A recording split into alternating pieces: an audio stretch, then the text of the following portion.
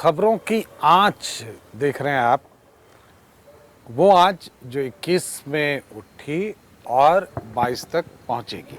हम उन खबरों की चर्चा कर रहे हैं।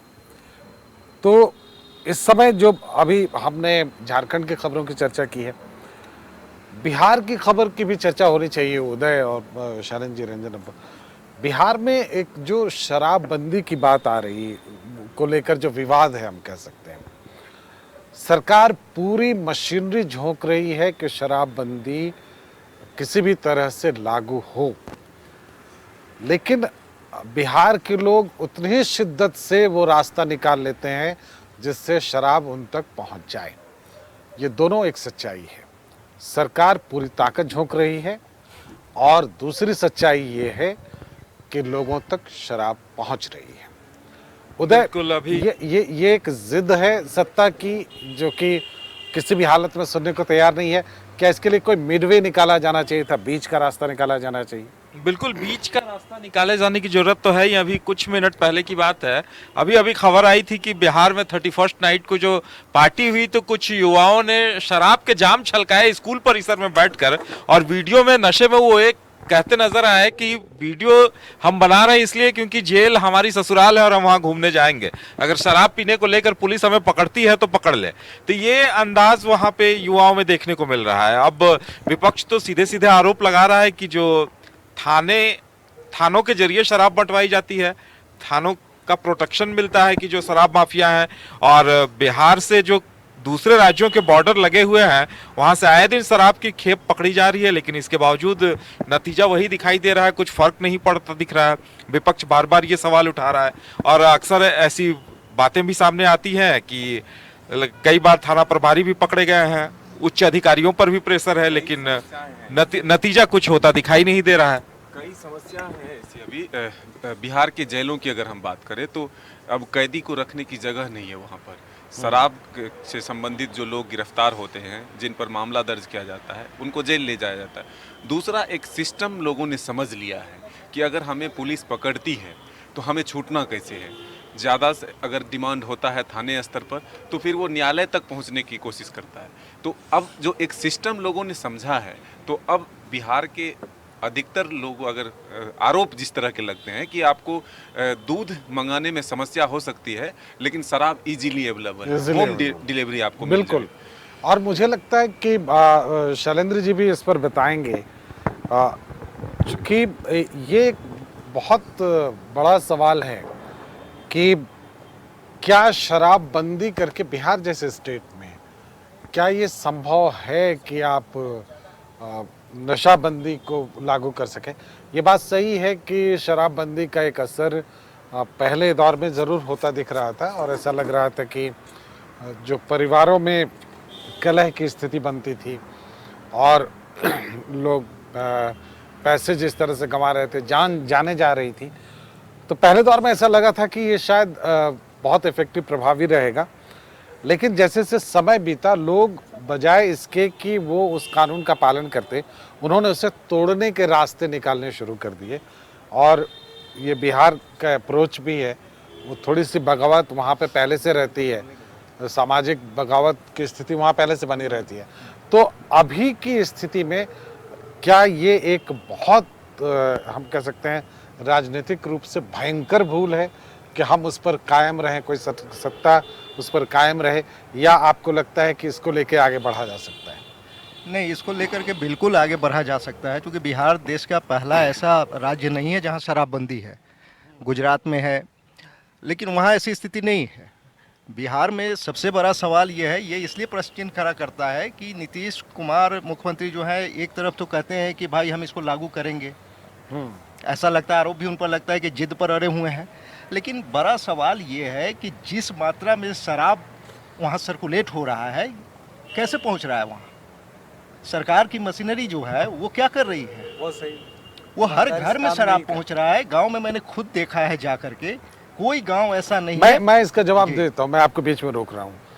अब हुआ क्या है कि जब शराब की दुकानें बंद हो गई तो अब हर मोहल्ले में एक या दो या तीन या चार घरेलू कुटीर ठेके बन गए और उनकी आय का एक साधन बन गया है ये। तो अब वो उसको रोकना और मुश्किल है, वो चूंकि संगठित फॉर्म ले रहा है। देखिए, पहला दौर वो था जब लोगों ने इंतज़ार किया कि लोग खुद भी शराब छोड़ देंगे और समाज भी छोड़ देगा ये वो, लेकिन वो नहीं हो सका। अब ये क्या हुआ, कोठरी ठेका बन गया। हर मोहल्ले में 4 ऐसे लोग हैं जो शराब में डील कर रहे हैं। तो वैसी परिस्थिति में अब वो उनके लिए सिर्फ नशा का मामला नहीं है, उनके लिए रोजी रोटी का भी मामला है। एग्जैक्टली, बिल्कुल तो सही कहा। ऐसी स्थिति में शराब को रोकना अब ज्यादा मुश्किल है, क्योंकि जैसे आप देखेंगे स्मगलिंग मुंबई में जिस तरह से पहले होती थी, तो वो स्मगलिंग क्या था, वो सिर्फ क्राइम नहीं था, वो उन कई लोगों के लिए रोजी रोटी का भी रास्ता था, और इसलिए उसको बंद करना पूरी तरह से बहुत मुश्किल हो गया। तो अब ये संगठित रूप ले रहा है, इसलिए शराब बड़ी मात्रा में बिहार में पहुंच रही है, ऐसा लगता है। जी, ये बिल्कुल सही कहा आपने। ये एक बड़ा कारण है। सरकार की मशीनरी पे तो सवाल है कि भाई जितना फ्रीक्वेंटली शराब पहुंच कैसे रहा है, घर घर में कैसे पहुंच रहा है, और इतने डीलर कैसे पैदा हो जा रहे हैं। लेकिन ये बिल्कुल सही कहा आपने कि अब क्योंकि लोगों का डर इसलिए भाग गया है कि आज का जो युवा है वो देखता है कि कुछ नहीं, 3-4 बोतल बेच लेंगे, इनफ पैसा आ जाएगा, उसके बाद तो फिर हमको पैसे की किल्लत खत्म हो जाएगी। तो अब उनको ये चीज़ लगता है कि हम इसमें रोजगार की संभावना देखते हैं। तो ये एक बड़ी वजह है कि सरकार को भी या पुलिस को भी थोड़ा इसको मैनेज करने में परेशानी आ रही है। डर भाग गया है इस मामले में इसमें मेरा जो है वो थोड़ा सा मतांतर है। मैं अलग तरह से इसे देखता हूँ कि क्या मतलब आज के यूथ हों या जो बिहार के लोग हैं, उन्हें तय करना है कि क्या सही है क्या गलत है। अगर आप कोई भी क्राइम करते हैं, वो रोज़गार का आपका साधन हो सकता है, लेकिन उसका अर्थ ये नहीं है कि उसे मान्यता दे दी जाए। तो मेरा यहाँ पर ये मतांतर है, और मुझे लगता है कि लोगों को इतना जागरूक होना चाहिए। जो नीतीश कुमार जी का जो ये 2 शराबबंदी हो या जो दहेज प्रथा और बाल विवाह के खिलाफ उन्होंने जो अभी यात्रा कर रहे हैं, वो इसे जो है जो सहयोग मिलना चाहिए वो नहीं मिल रहा है। तो एक समाज के तौर पे ये सोचने की ज़रूरत है कि हम ऐसा क्यों नहीं कर पा रहे हैं। सामाजिक बुराइयों को दूर करने के लिए सरकार को आगे आना पड़ रहा है, तो समाज पीछे क्यों छूट जा रहा है? शायद इसलिए कि इसका राजनीतिकरण हो गया है, मदन। और मैं आपको बताऊं कि बहुत सारे लोग इस तरह की बातें करते हैं कि हाँ, इसे आप चालू कर दीजिए, राजस्व का नुकसान हो रहा है, लोगों को आदत है। ये समस्या का समाधान नहीं है। और मुझे लगता है कि हाँ, ऑपरेशनल पार्ट पर मैं शैलेंद्र जी की इस बात से सहमत हूँ कि ऑपरेशनल पार्ट पर चूक हो रही है, तो प्रशासन को वहाँ सख्त करने की ज़रूरत है। लेकिन शराबबंदी है तो ये अच्छी बात है, और ये लोगों को इसमें आगे बढ़कर आना चाहिए। और अगर युवा इस दिशा में जा रहे हैं, और अगर युवा सोच रहे हैं कि ये सही है, कि उनके लिए एक रोजगार का साधन है या उनका भय खत्म हो रहा है, तो ऐसे युवा को आप बिगड़े हुए युवा ही कह सकते हैं। ये कोई युवा की सकारात्मक मानसिकता नहीं है। और मुझे लगता है कि इस पे परिवार की जिम्मेदारी ज़्यादा है कि वो अपने घर में बच्चों को समझाएं। नहीं, मुझे लगता है ये रंजन ने जो कहा वो अपनी जगह पे है, वो बहुत होना चाहिए, सही बात है। दहेज नहीं लेना चाहिए, शराब नहीं पीनी चाहिए, ये तमाम है। इस बीच हम आपको बता दें कि लाइट की थोड़ी परेशानी ज़रूर है, लेकिन हम उम्मीद करते हैं कि इस आँच में आप कुछ देख पा रहे होंगे।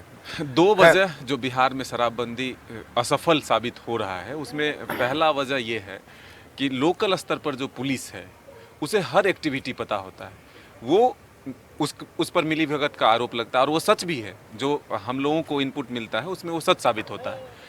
बाहर से पुलिस आती है तो छापेमारी करके शराब बरामद कर लेती है, लेकिन लोकल थानेदार को पता होता है, लेकिन वो जब्त नहीं कर पाती है। दूसरा वजह सबसे ये है कि बेचने वाले पर तो कभी कभी कार्रवाई होती है, लेकिन जो पीते हैं रेगुलर वो निर्भीक हो चुके हैं।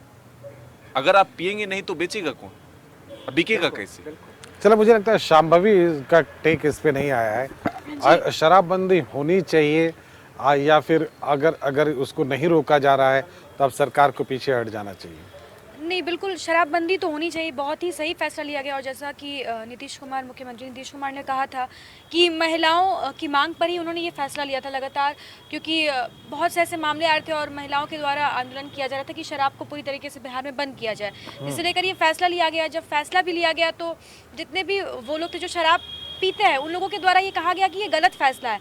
हालांकि काफ़ी हद तक कुछ दिनों तक इसमें हमें देखने को मिला कि इस पे काम हो रहा है, लेकिन अब धीरे धीरे कहीं ना कहीं इस मामले पर, इस मुद्दे पर अब सरकार की पकड़ थोड़ी कमज़ोर होती जा रही है, क्योंकि लगातार ऐसा कोई दिन नहीं होता जिस दिन शराब की खेप ना पकड़ी जाए। कभी किसी ट्रक से, कभी दूसरे राज्य से आते हुए, या फिर किसी शादी ब्याह के घर में, तो लगातार शराब जो है वो बरामद हो रहा है। तो इसमें कहीं ना कहीं प्रशासन की ओर से भी लापरवाही बढ़ती जा रही, जिसकी वजह से इस तरह से सही ढंग से काम नहीं हो पा रहा है और लोग भी निर्भीक हो गए हैं। मैं इसके लॉजिकल चीज पे जाना चाहूंगा। जो लॉजिस्टिक्स हैं आपके पास, आप इस तरह के क्राइम को कैसे रोक सकते हैं? इस तरह के क्राइम को रोकने के लिए जो आपके पास जो संसाधन होने चाहिए, जो पुलिस फोर्स होने चाहिए, जो कानून लॉ इन्फोर्समेंट इकाई है वो होनी चाहिए, वो शायद इतनी कैपेबल अभी की स्थिति में नहीं है, या उसके पास बहुत सारे काम है, ये एक एक्स्ट्रा काम है और इसमें मास इन्वॉल्व है।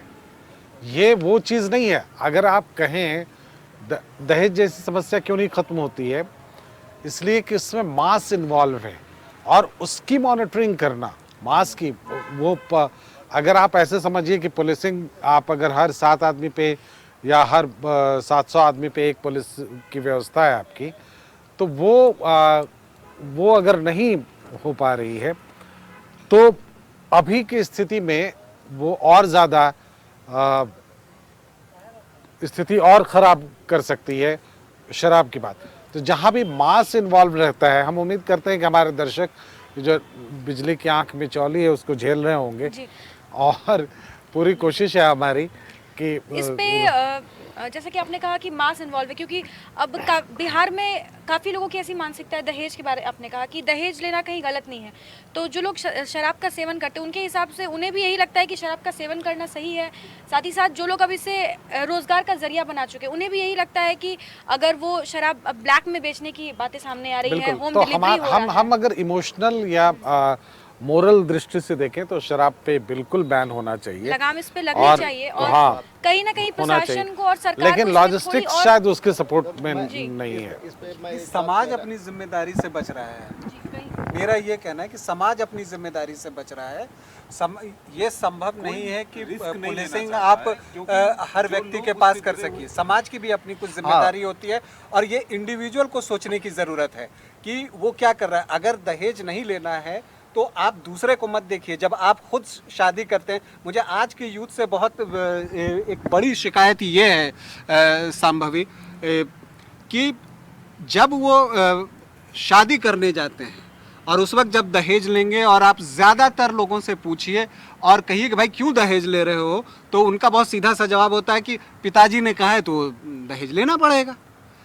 लेकिन वही पिताजी जब कहते हैं कि दोस्तों के साथ देर रात घूमने मत जाओ, तो उस वक्त आप पापा का विरोध करते हैं और आप जाते हैं घूमने, तो उस वक्त आपको पापा की बात मानने की जरूरत नहीं है, लेकिन दहेज लेते वक्त पापा की बात मानने की जरूरत है।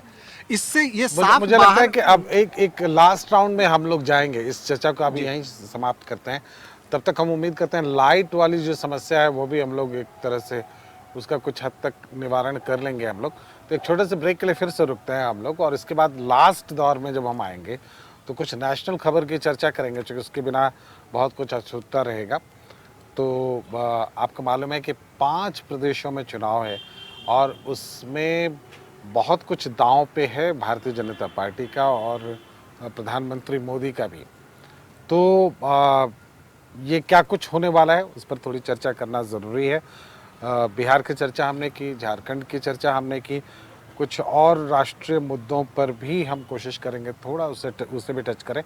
लेकिन हम आपको बता दें कि ये बहुत औपचारिक नहीं है ये चर्चा, बहुत कैजुअल तरीके से हम इसको कर रहे हैं। ये वो चर्चा है जो हम न्यूज़ रूम में करते रहते हैं, आप तक नहीं पहुंचती हैं बातें।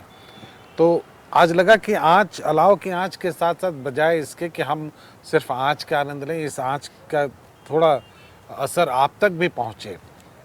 तो इसलिए हम इस चर्चा को आगे बढ़ा रहे हैं। फिलहाल एक छोटे से ब्रेक के लिए रुकते हैं, ब्रेक के बाद फिर आते हैं और नेशनल न्यूज़ की चर्चा भी करेंगे।